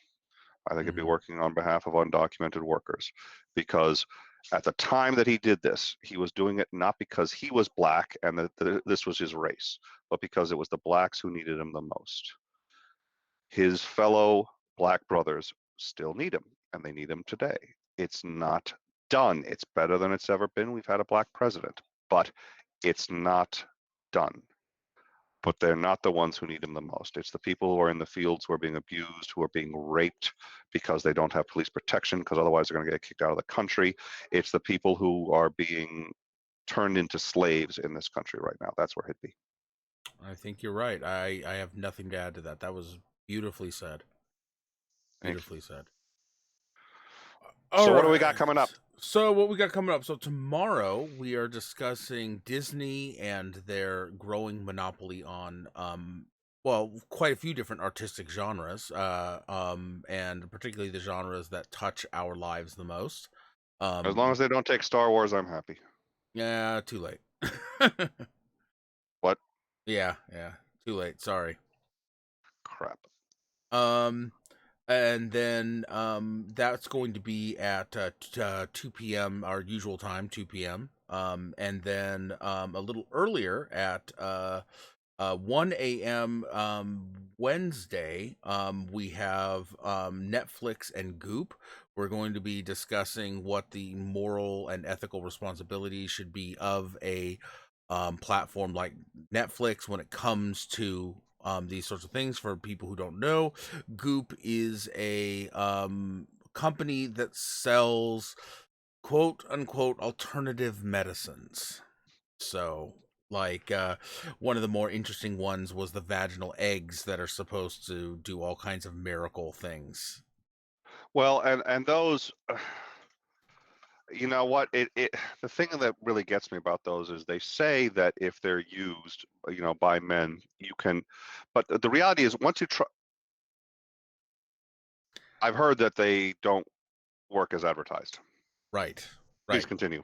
Yes, of course. We'll discuss that one after the show. Um, on Yeah, the good luck. on I'm Tuesday. bailing, dude. I'm bailing. I ain't seeing you or talking to you till tomorrow's show, and even then, I think the camera may be off. But please continue. Just turn the camera off. Yeah. So Yeah. Wednesday, so it's Tuesday the 28th at our usual time, 2 p.m. We have Batman versus Captain America. We're discussing moral systems and using, sort of the comic book characters and the way they interact with their worlds to kind of express that. And then this is the big show that we've got. Would you want to tell us about Was Jesus Real? I would love to. Um, that is with Dr. Richard Carrier.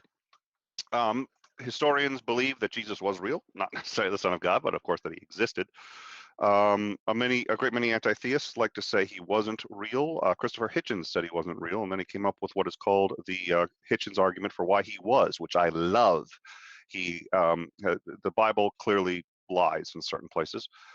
If he was fake and if he was fiction, you wouldn't need to lie to try to coerce a real person into a fictitious story. You could just make a fictitious character to do it, and it would blend in smoothly. And that's a great argument. I love that argument. But at any rate, historians believe, of course, that he was completely real. That is the position. Dr. Richard Carrier believes he has an argument that Jesus, in fact, was never real, was not a real person, and is completely made up. And I think that's interesting. I'd like to hear it. And he even admits he's got the burden of proof since currently the consensus is real. So he thinks he can do it. That is going to be a really interesting show. Really interesting. So set your reminders, and we will see you tomorrow at 2 p.m. for Disney and the Art Monopoly. Looking forward to it. See you all later.